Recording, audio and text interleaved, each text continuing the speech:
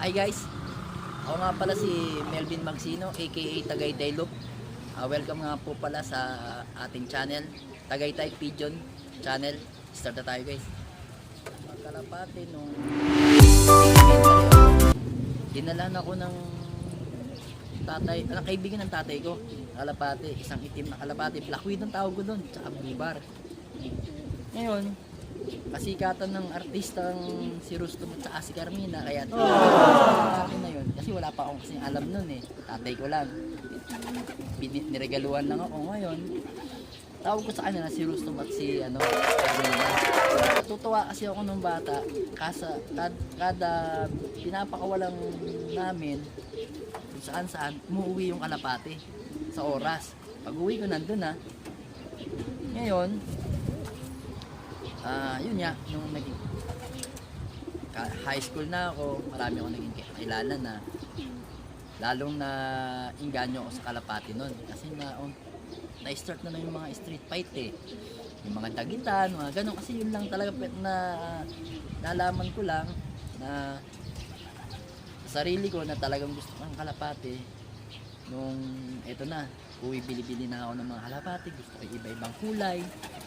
Tapos nun natutunan ko rin unti-unti kung paano sila paamuhin, kung paano sila, maliit lang kulungan ko dati, kulungan ng manok lang na lang, pero tutuwa ako, kaya gusto ko kalapati kasi maaamo sila, tsaka matatalino sila, sila eh, athletic sila, yun ang tinatawag, athletic. Hindi ko alam, hindi natin alam kung saan ang gagaling yung talino nila, kung paano sila nakakauwi. Yun nga, nainganyo na ako. So ngayon, nandito ako sa Pampanga, pero tubong Cavite ako. Nandito ako sa Pampanga, dito kasi na yung buhay namin ng asawa ko. Dito na ako naglalaro ng kalapati. Yun nga, nag-start tayo ng kalapati, 2008. Ang una kong sinalihan nun is, sa Cavite, may kulungan pa ako dati sa Cavite nun, Cabcom. Naglalaro kami, nagsasakay ako doon, pero training lang. Training lang.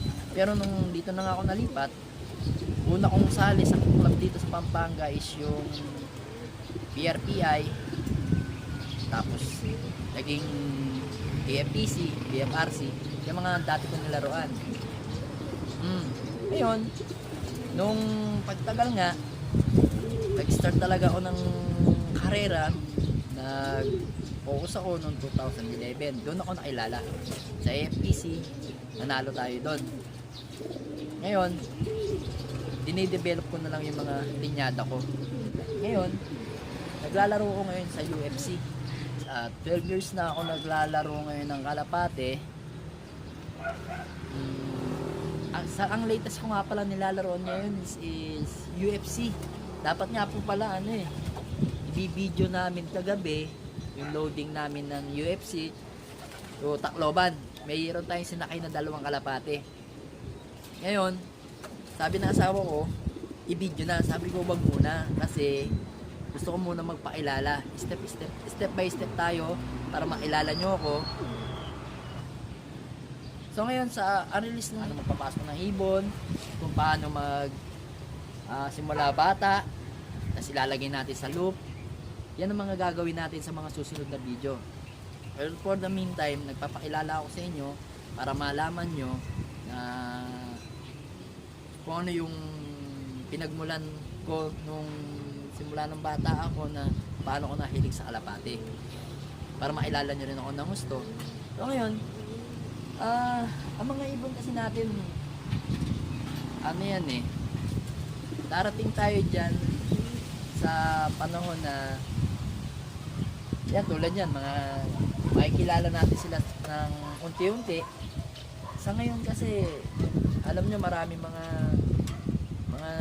newbie na marami nagtatanong. Nandyan naman sa YouTube, andyan na yung mga iba-ibang mga conditioning, pero iba pa rin yung actual nyo nakikita kung paano natin sila kinokondisyon, kung paano natin sila inire-ready sa mga darating na mga karera, at paano natin sila mas makikilala ng gusto. Itong look na to, pan summer to, Malapit na yung laban nila. Ready for. Ngayon, ready for summer na to.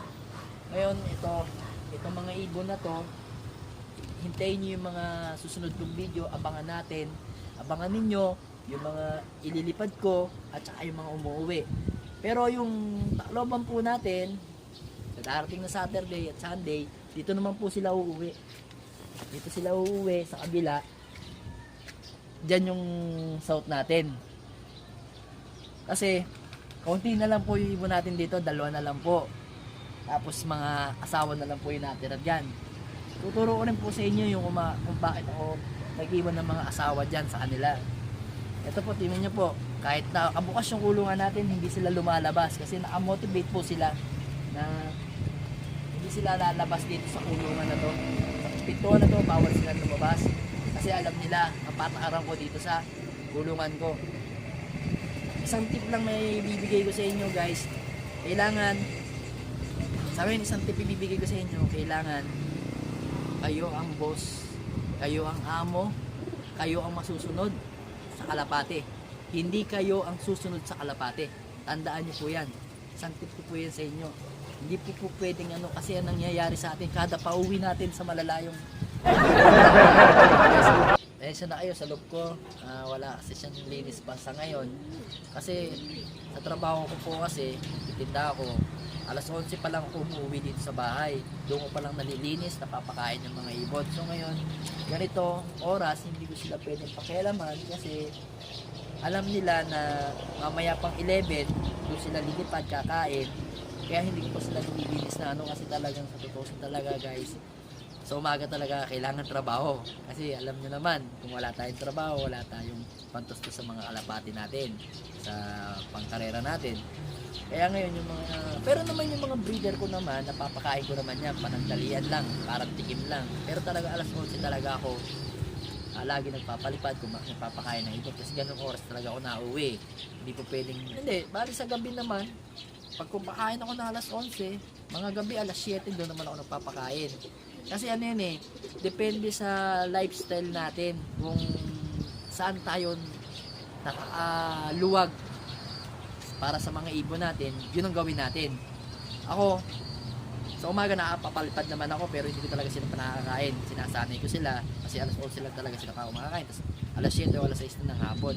Pero tuturo ko po sa inyo yan kung paano ginagawa ko at paano sila pinakakain ng tama lang.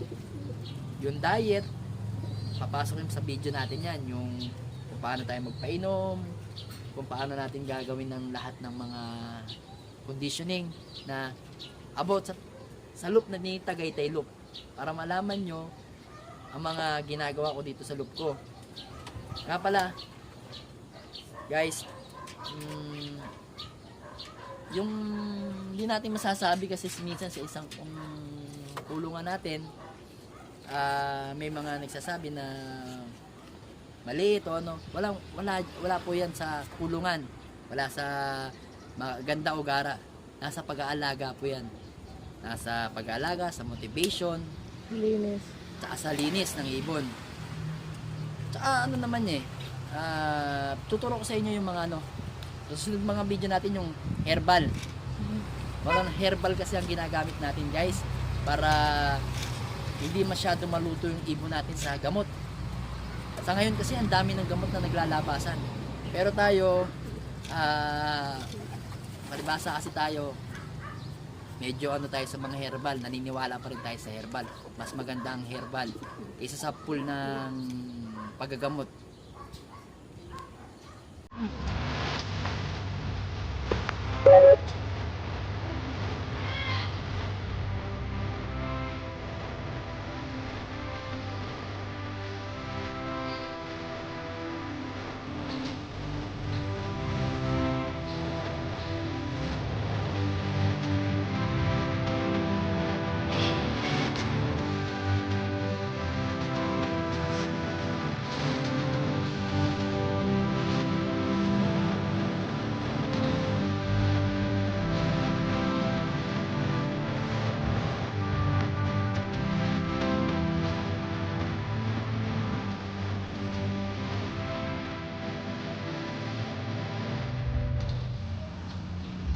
sa release ng ibon natin sa Tacloban is Sabado.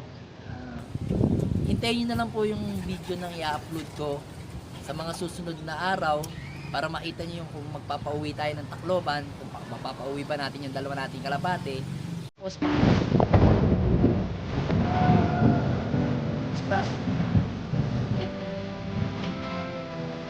dito kayo sa lahat ng video yung i-upload natin. Paalam muna ako sa inyo. Abangan nyo po yung mga susunod nating video. Kung paano yung mga ituturo ko. Sa ngayon, papaalam muna ako sa inyo. See guys, salamat.